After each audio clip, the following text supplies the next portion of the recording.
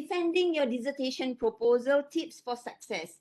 Like what Hanun mentioned just now, even though you have finished your proposal, you have defended your proposal, you can also use this information that I will share in a bit for preparation for your Viva.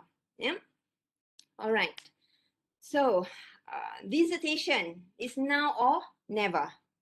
I like to show this this photo, because sometimes students are so scared that they feel that no, I am not ready yet. I am not ready for my proposal defense. Well, it's not the question of whether you are ready or you are not ready. The question is whether it's now or never. Okay? So, having said that, okay, you have answered this question. Okay. Having said that,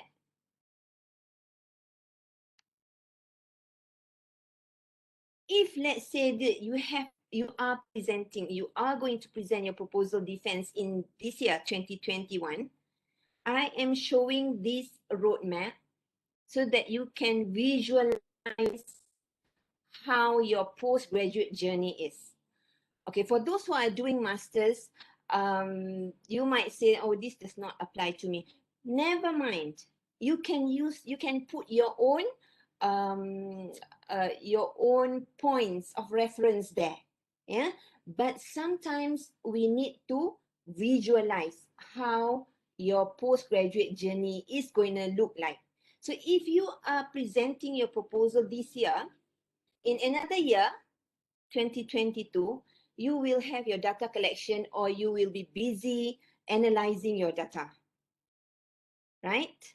Whichever, hopefully it won't take that long, a year, yeah, for you to collect your data, right?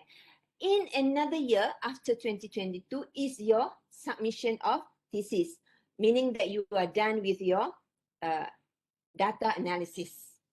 And the final outcome is to take that bonnet, that PhD bonnet, for you to graduate. So that is for graduate on time. Yeah, right. So you can take this slide and put it however you want to do it, but that is how the roadmap will look like for you in the next 3 years. Yeah. Okay. Next. So what is my presentation outline? So I have around 27 slides minus already 3-4. The remaining slides, I will touch on how to control your fear. I'm not a psychologist here, but I hope the slides that I'll show in a bit will help you in controlling your fear. And how and the second one is on how to prepare your presentation slides and some final points. Yeah, hopefully it's useful. Okay, the first one, how to control your fear. I think it's not only for proposal defense. Even talks like this, even before I give you this kind of talk, I need to control my fear. Same goes with the supervisors who are here. There are certain times that you have to present. So how do you control your fear? I normally like to visualize. I like to visualize, because if you visualize, it will stick in your head. So the visualization comes in the form of that PhD bonnet. Yeah, imagine the PhD bonnet. Okay, for those of you who are doing master, imagine the PhD bonnet as well, because this is going to be the final journey. Yeah, final journey in your postgraduate study. Imagine the bonnet. Close your eyes. Try to put the bonnet on your head and Visualize yourself with your family members wearing the robe. Doesn't matter which color of robe you will be wearing later, but that important for you to remember your aim for the next 3 years. Yeah, and these are the photos that I took from the internet. Yeah, and you can see our dean. If you are from the faculty of social sciences and humanities, the photo of the dean is at the bottom. Yeah, the one in glasses. Yeah. Okay, so that's the faculty of social science and humanities dean. What I'm saying is that for you to be able to control your fear, you need to visualize. This is one way to do it. Another way is to is what I will show you in a bit. Okay, so well, it's normal to feel scary because a proposal defense is a scary time. If you don't feel scared, then probably something is wrong with you. maybe you are confident, so you don't feel scared. That's good, but don't be too overconfident. Yeah, don't be too overconfident. And it's normal to be nervous or uncertain. Why? Because if you are nervous, you will prepare. You will be prepared. How are you going to prepare? You will practice, practice, and practice. So that is completely normal. But how do you control your fear?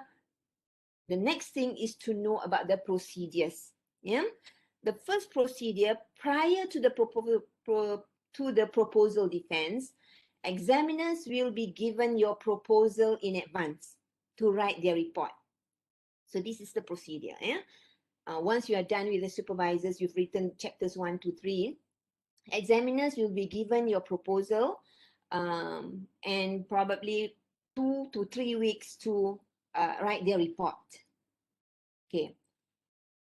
During the proposal defense, of course, you will present your research for about 20 to 30 minutes, after which there'll be the question and answer session about your research. Sometimes the result given by the examiners earlier in their report might change if there are noticeable differences between the written proposal and your oral defense.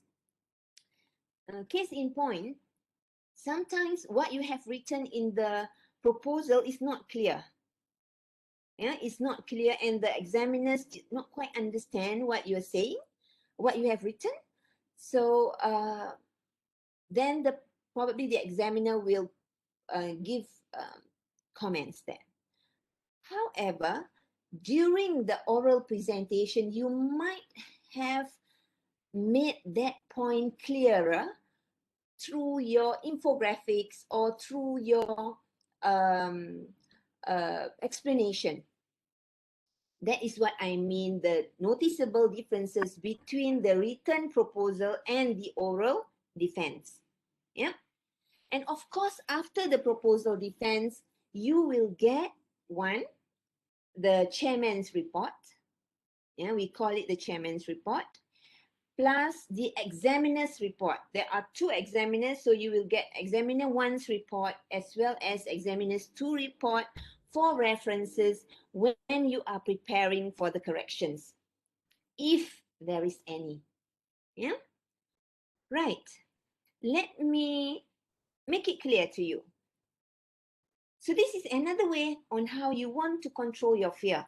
This is how the examiner's report look like on the first assessment. Yeah, it's the same for the second assessment as well. I think it's also the same for the viva. Yeah, right. Maybe it's not that clear.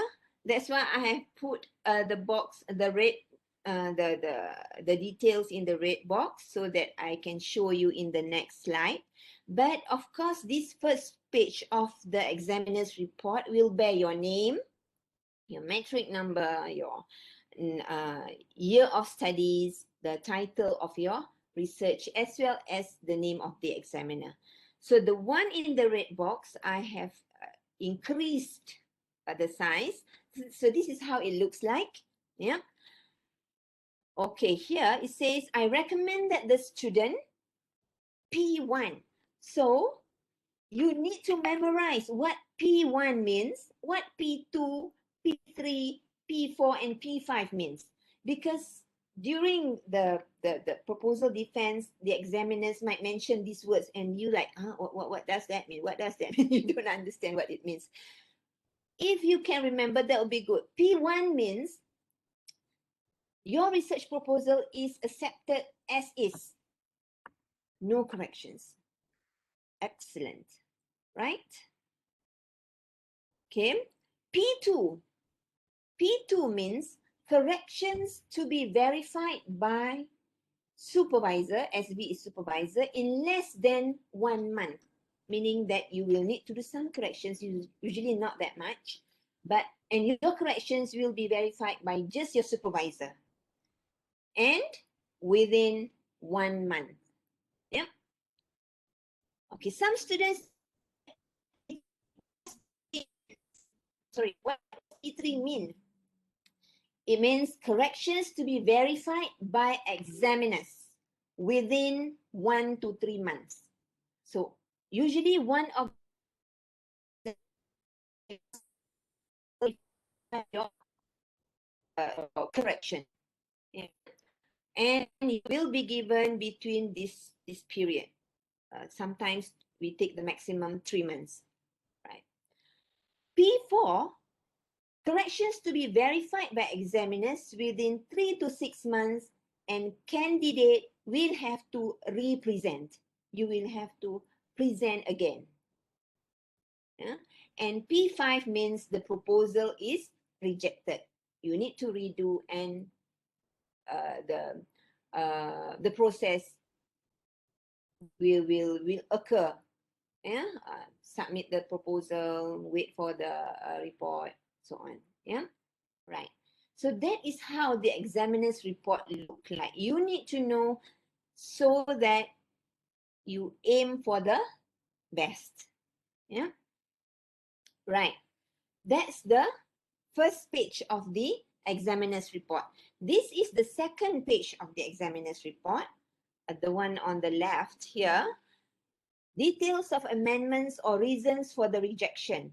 So this, if you get P5, then the examiner will have to write something here to indicate, to justify why the proposal is rejected.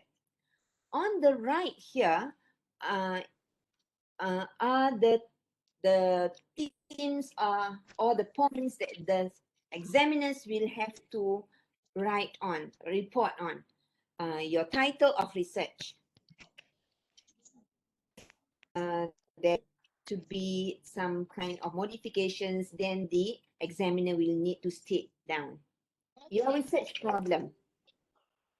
Yeah, your research problem. If it's a good one, then probably the examiner will just put the excellent or just a dash there, right? Research objective and research questions. So as an examiner, examiners will have to fill in all this information. So if the examiners have to fill in this information, definitely this information will have to be made available in your proposal. And of course, your oral presentation. Yeah. So we go down here, significance of study. Literature review, what does the examiners feel about the literature review? Is it too lengthy, or is it related to your research question? Yeah. What about methodology, materials, the design, the methods? The examiners will have additional attachment because some examiners will put their comments in a form of chapters. Chapters 1, what are the comments? Chapters 2 and chapters 3. So don't be scared if you were to receive the examiner's report and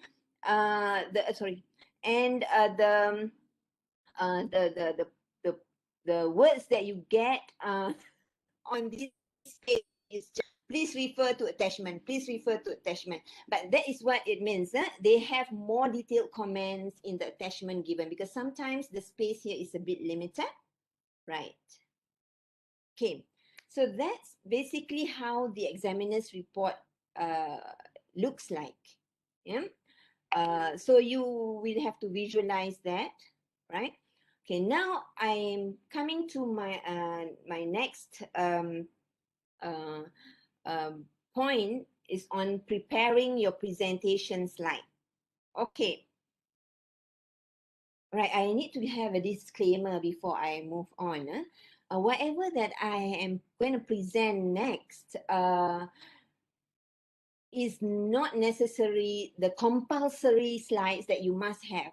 Whatever it is, you will need to discuss with your supervisor, yeah, to confirm whether they should be in your slides or not. Okay, right. Okay, right. This is I have compiled a few slides here. So this is an outline of proposal presentation. Yeah, we have a few types of, uh, of infographics here. So I have the first slide, which looks like that. The second slide, third and fourth. So which slide would you choose? Or which slide do you prefer? I wanted to go to the poll, but I don't think, see, that will waste time. No worries. Okay, let me just, maybe you choose number 1, probably because you like the infographic. Some of you might choose number 2, probably because you like the colors. A few might choose number 3, maybe because it is similar to what you are doing. Some might choose number 4, probably because it's very detailed. Right. So let me just share that there is no right or wrong answer here. Yeah, there's no right or wrong answer. You can choose 1, 2, 3, or 4.